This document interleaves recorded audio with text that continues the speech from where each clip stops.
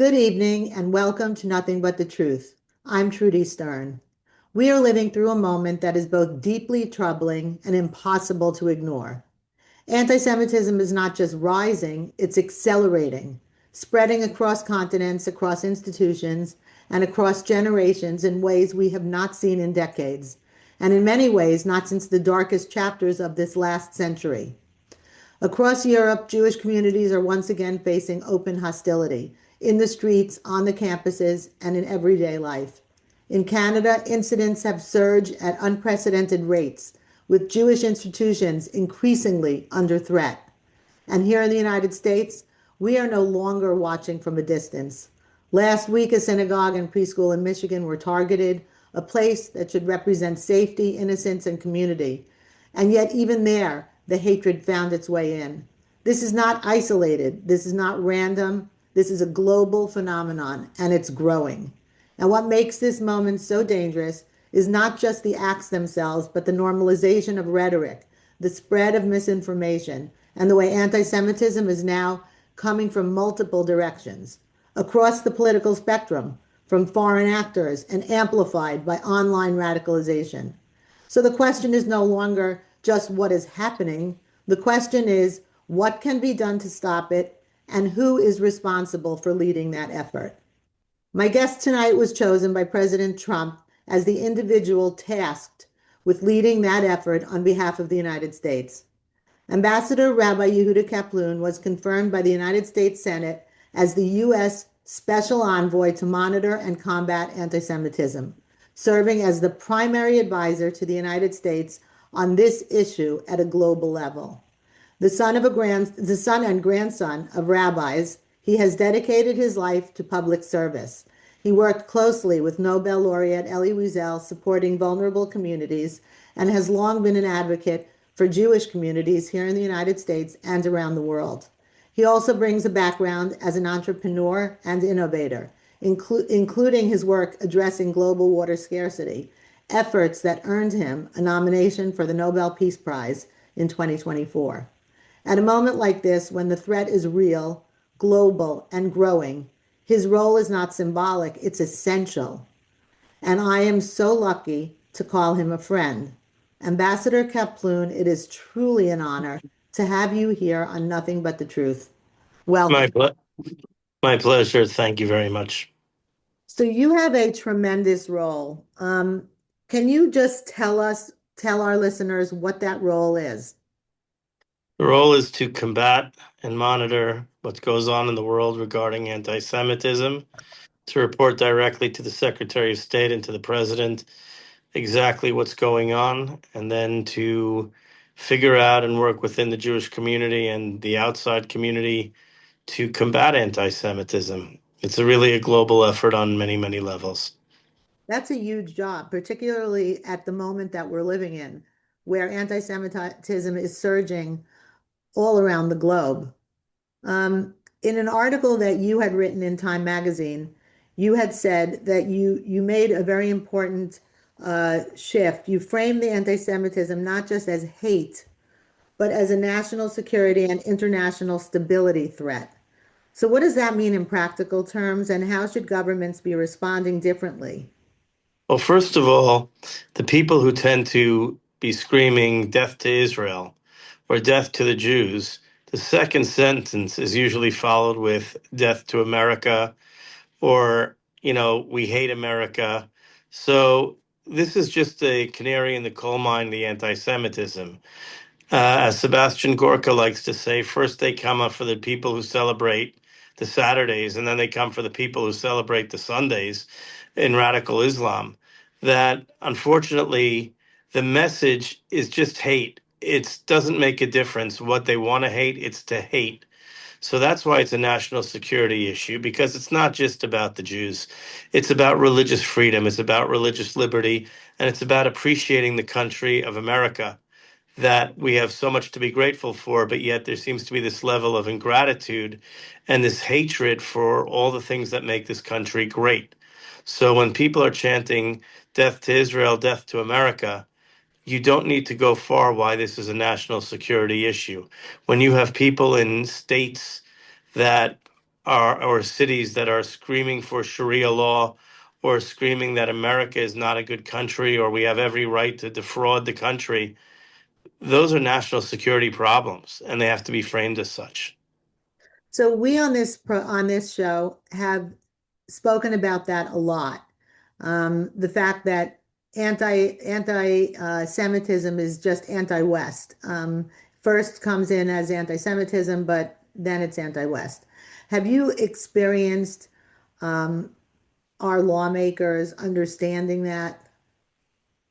I think that some lawmakers understand it. I don't think that all lawmakers understand it. Or I also think that it's not politically expedient for these people to experience it or to say it. It's easier to not have to deal with it, so pretend that it doesn't exist or that their voter bloc is not necessarily inclined to be pro-Semitic or pro-American. So as a result, it's easier to condemn or not say anything than actually deal with the issue. I believe almost everybody understands that there's a high level of anti-Semitism in America and around the globe, extremely high levels and dangerous levels.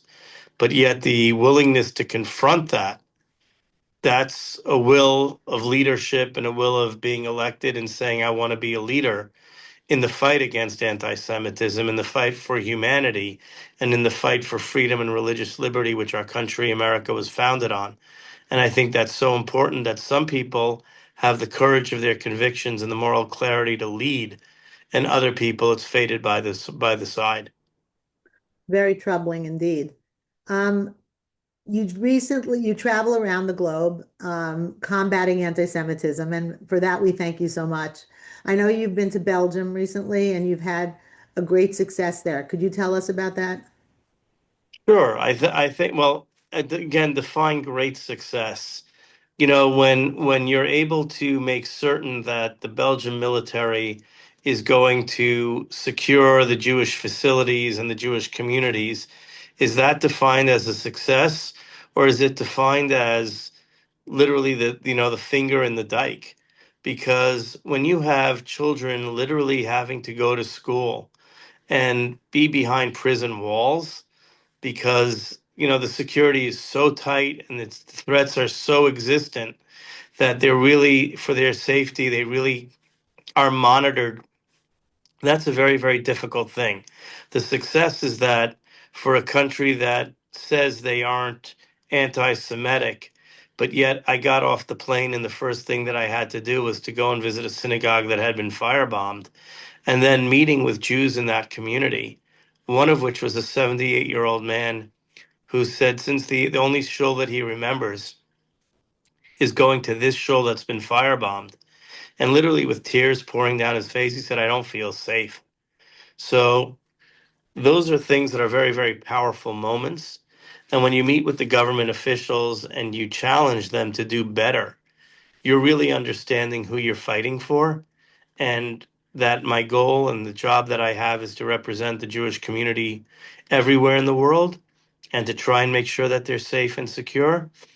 So a victory, I don't know if you call it a victory, but I think what you call it is a step in the right direction that the Belgian government has taken to make certain that people can go to synagogue in their schools and worship freely and be study and be safe.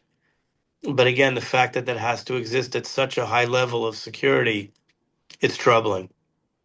Well, I think that is somewhat of a success that you actually were able to get that accomplished. So that is tremendous. But Sad, so sad in this day and age that that is what's considered a big step in the right direction. but I think it's not, it's again, I want to clarify, it's not my success. It's the success of the fact that we went to a country that both the president and the secretary of state and the ambassador, Bill White, who's there, and myself felt that it was important enough that it had to be recognized that when a synagogue was set on fire, that we were not going to just sit idly by. So that actually is was bringing me to my next question that you almost answered. How are the countries identified By whom are they identified, and do you identify that and decide to go? Does the State Department decide? Does Marco Rubio? Who decides those different scenarios that you are sent to? I think it's a combination of all of us. At times we'll all have individual suggestions or inputs. Belgium it was on the radar screen, but after the firebombing, it was important to step up that trip and be there and be heard. And literally, while we were there, I mean, there were people assaulted in the streets. While we were there, there was a firebombing of a synagogue in Amsterdam, another thing in Rotterdam. So, Europe as a whole is a powder keg, and it was important to be there. We were in England before that. We discussed not just anti Semitism, but also grooming, also the fact that churches are being burned. I think it's important for people to realize religious freedom is important to the president. It's not just about anti Semitism. It's as a whole, America is founded on the basis of having religious freedom, that everyone should have the right to worship freely. And our president has made it a very clear part of his agenda to actually do that. Well, we see on the news all the time that certain countries are very bad actors these days, like France, like the United Kingdom. Um, is that what you see also? Who are the bad actors here? Well, I think Europe in general right now is not the greatest of actors in this realm. I think, it's sad to say that in France or England, Belgium, Spain, that the high levels of anti-Semitism a lot of times are going unchecked by the government, or an unwillingness by the government to confront anti-Semitism. So I think part of the problem is getting the government to realize, hey, there's a problem. Secondly, if you take a look at, the IRA Accords, which is the basic standard of how you combat anti-Semitism, with an agreement to teach about the Holocaust and to confront anti-Semitism. There's 195 or some odd countries in the world, yet only, if I'm correct, I believe there's 47 that are signers of that treaty. And yet within that, many of them don't report. Many of them aren't doing what's supposed to be doing. And that's really the baseline for humanity. So if you take a look at Europe, how you report things, for example, we talk about a rise in anti-Semitism and the numbers are staggering. But take it a step further. There was a case in France where a person was literally told for 4 days that they were going to burn him out of his house, this Jewish man and his family. And yet, when it happened, it was classified as an arson, not as an anti Semitic attack, until people got involved. So, when you have ambassadors like Charlie Kushner and Bill White and Warren Steffens in Europe that understand clearly what anti-Semitism is and what the damage is being done by having anti-Semitism go unchecked. The mandate that we have from the president and the State Department is to actually go out and confront it, deal with it, even when it's an unpopular situation and even when it may not be the politically expedient thing to do. But it's something that's the morally correct thing to do, and that's what our ambassadors are doing worldwide. So, how do you get countries with very different political systems to align on combating anti-Semitism? Why would anybody listen to you? It's not that they listen to me. I think it's you appeal to their moral conscience, number one, that this is just a baseline. These are simple standards. So, for example, um, to say that you can criticize Israel, but you have to be a country that if you're just going to criticize Israel, you have to criticize and hold yourself to that same moral standard throughout all your critique for other countries, which means if you're going to talk about Gaza, you also need to talk about, if you're going to claim that there's even remotely something wrong in Gaza, you also have to claim that there remotely is something wrong in the Sudan, Nigeria, Uyghurs in China. You have to pick, you have to be consistent, and that's part of the IRA definitions. Yet nobody really is. For example, if you stop to think about it for a moment, all these college campus protests, all about free Gaza.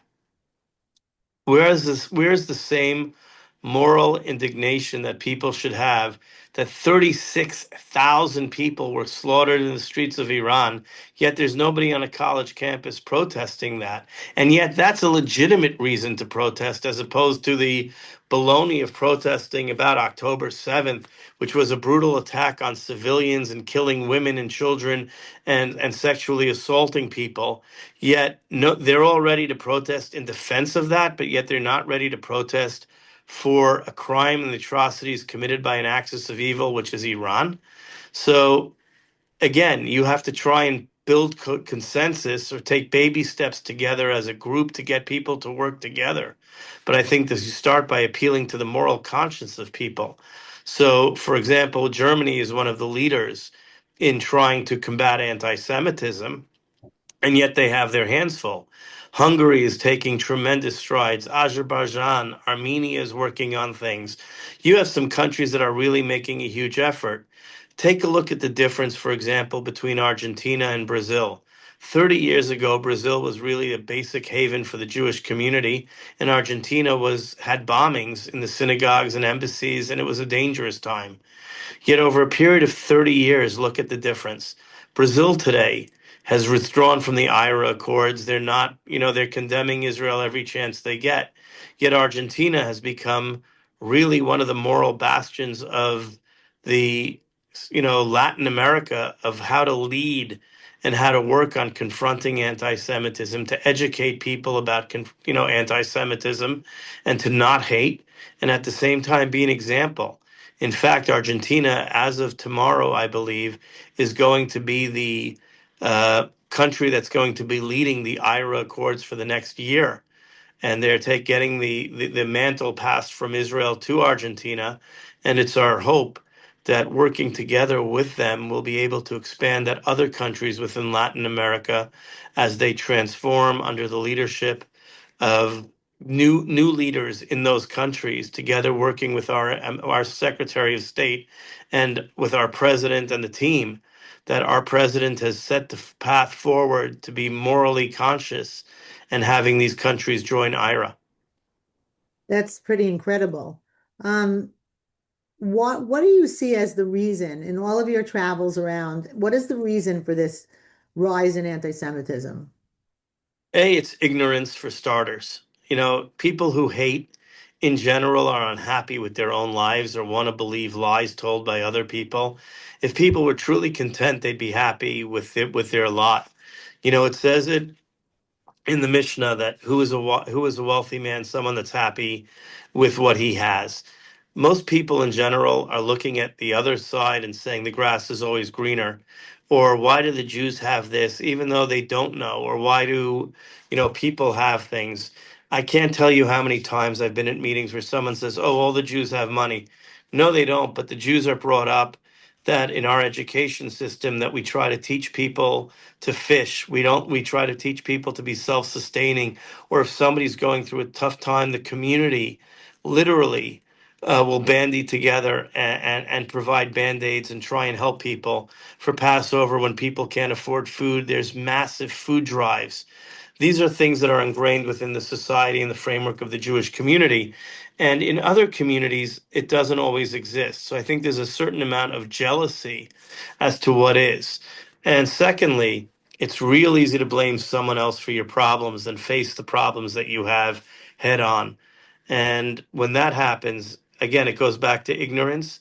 And it also goes back to what is becoming more prevalent, which is a huge problem in our education system globally, but also here in America, is that it's too easy for educators to teach hate or to teach people to blame others for their problems. When you have kindergarten teachers teaching children to walk around and say, I hate the president, or you know or a school board that is allowing people to discuss BDS. Why don't we get the basic reading, writing, and arithmetic done in education before we're worrying about everything else? Because I can tell you that a majority of the children in America who are in eighth grade can't tell you all the presidents of the United States. They probably can't tell you the first 10 or the last 10, but they can tell you that Gaza's a problem. That's a problem with our education system. And we have to do better to hold people accountable to what is. The second part of that is even within the framework of the Jewish community. Children are not taught to have a sense of Jewish pride and Jewish history and the Jewish identity. If people stop to think of the history that the Jewish Americans have given to America over the past 250 years, virtually in every category, whether it be medicine, whether it be entertainment, whether it be legal, whether it be religion, whatever it might be, but actual huge impacts militarily. The person that funded George Washington's army was Chaim Solomon, who died penniless because the American government owed him the equivalent of, I believe, $20 million today, when he took his money out to fund that that the soldiers should have, the American soldiers, the revolutionary soldiers should be paid. Those things are not taught anymore, and it's a problem. When you get the founder of the nuclear submarine is a Jew who grew up in Brownsville, Brooklyn, a two-time Medal of Honor recipient, most children can't tell you anything about him. Or Irving Berlin, who's God Bless America, he gave and dedicated it to the Boys and Girl Scouts of America so the royalties could help fund them. Yet these same groups are now talking about how bad, or talking about Gaza, or missing the identity of what it means to be proud to be America. We have to do a better job of educating people, and we're not. And that's probably one of the biggest root causes of anti-Semitism, is that we're not educating people in the basics of education, of reading, writing, and arithmetic, but yet everybody's being educated in protesting. So how do you change that? Well, you do what the president's doing, is holding education accountable. That if you're, busy protesting on college squares, or you're allowing anti-Semitism, or you're not holding your teachers accountable, you're not getting government funding for research. That's for the colleges. But I would really kudos to Linda McMahon at Department of Education, who's really trying to hold people accountable. And the second part, it's for every one of your listeners. Find out, go to a Board of Ed PTA meeting and find out, are they talking about reading, writing, and arithmetic scores, or are they talking about BDS? Well, that'll give you a pretty good idea of what's going on in your school system. Are they talking about teachers being held accountable that the scores are low? Or are they talking about how are we protecting a teacher who's done something wrong, but yet, oh, they have freedom of expression? No, they can be held accountable. And it's so important to have to do that. When you have unions talking about educating about Palestine, but yet the children are not passing their math tests, wouldn't that be a pretty good indicator that we're failing as a system? I love giving our listeners ways to actually do things that can help the circumstance. So that's a great suggestion, going to these meetings. Um, you must be so spread so thin. I mean, with the rise in anti-Semitism all over the globe and here in the United States, how, first of all, I don't even know how you manage to get all that you have to get done. But how much time do you spend on things domestically, and how much time do you spend on things going on outside of our country? So my role is primarily globally and outside the country, but yet I serve as a advisor to the virtual various agencies within the government. So I would say that, I'm heard. I know what's going on here in America, but yet at the same time, are we spread thin? Absolutely. I mean, Canada, just in the last spate of the last week and a half, Canada's had 4 synagogues shot at. There's been numerous assaults in Europe. There's been 3 synagogues burnt in, firebombed in Europe. There's things going on in Australia. There's anti-Semitic acts virtually every day. There's people being assaulted in England and France. I mean, the list goes on and on. Spain is becoming more and more virulently anti-Semitic. There's countries that more and more are blaming Israel for their problems. And the crazy part is, instead of thanking America and Israel for their efforts to eradicate an axis of evil, they've ended up, people are saying that, America and Israel are actually the evil part about it. There's inherently something wrong with all of that. Are we spread thin? Yes, but we have a very dedicated staff that understands the stakes. But more so, We have a president and a secretary of state that also understand the stakes. And because of that, it makes our ability to do work a lot easier when the president says that anti Semitism is not tolerated anywhere, anytime, any place. And he uses the full capacity of the federal government in every which way and form to be able to combat anti Semitism. I think that speaks volumes. When you have dedicated professionals at the Department of Justice under Pam Bondi, when you have people like Harmeet Dillon and others who just spend their days fighting for justice, civil justice, in always, whether it be the right to bear arms or whether it be the right to go to a synagogue. I mean, these people are truly rock stars. Sarah Rogers, at the Undersecretary for Public Diplomacy, Riley Barnes, who's Religious Liberties, the Assistant Secretary. There are people who are dedicated day and night with their staffs to really making a difference and trying to eradicate hate. And by the way, it's not just anti-Semitism. I think we're all ambassadors for humanity. The reality is, like I said before about being a canary in the coal mine, the same people who, if they could get rid of the Jews, would turn around and the next thing would be to get rid of the Catholics to some degree. I mean, there is blatant hate, and that hate has to be confronted. And thank God, in 1933, I think one of the biggest tragedies where there was nobody to stand up to confront a Hitler. We're actually blessed that we have a president that gets up and confronts hate front and center, says that it has no place in the Republican Party and it has no place in America. And he's been vocal, very vocal about that. So he provides a lot of wind in my sails and wind in the sails of all of the employees of the federal government to combat hate. So I guess that actually is one of the reasons that other governments will take your call and listen to you on these issues because you're actually a representative of the United States of America and the I'm an ambassador. I represent the President of the United States. It's that simple. And he has made fighting anti Semitism a priority. And any one of those governments can take a look at the president's executive orders, and they do know to take him seriously. This president is going to be taken seriously. So when you have people who in government who want to call Trump Hitler, we take notice. We take license plate numbers, and we go back and we will confront people on that.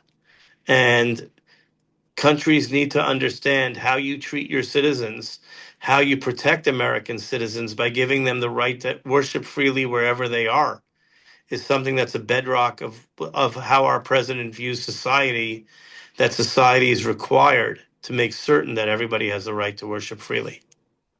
So sadly, we're at the final question of the evening, and as we sit here, Ambassador, at the moment when anti-Semitism is rising globally and here at home, if you have to leave our listeners with one clear takeaway, what should they understand about where we are right now and what gives you confidence that this could be turned around? So I think, first of all, we're at a point where it's a dangerous time, but it can go either way. We're at transformative times because look at what we're confronting, the axis of evil. But at the same time, I would challenge your listeners that the status quo of combating anti Semitism, or the way that it's been done over the last 30 or 40 years by legacy organizations, is really not the way forward, that we're failing. We're spending enormous sums of money combating anti-Semitism, yet we have the highest levels of anti-Semitism. And I think part of the problem, and the listeners can be part of the solution, but part of the problem is that when you have one group with one message, which is to eradicate the Jews, and that's their message, and yet we have 500 organizations, each with their own specific way of how they want to combat anti-Semitism, without the ability of understanding for the greater good, they would do a lot better instead of pandering to donors or pandering to people who have different agendas, coming up with one agenda, which is what is the best way to protect the Jewish community across the board? How are we educating our youth to have a pride in being Jewish and being able to answer questions and being able to be safe walking across campus? That has to be the agenda for every single organization involved. So if you're a part and parcel, if your listeners are involved in organizations, challenge them to do better and be part of one voice as opposed to being one of 500 voices. We're going to be a lot more effective with one voice. What an incredible, incredible message.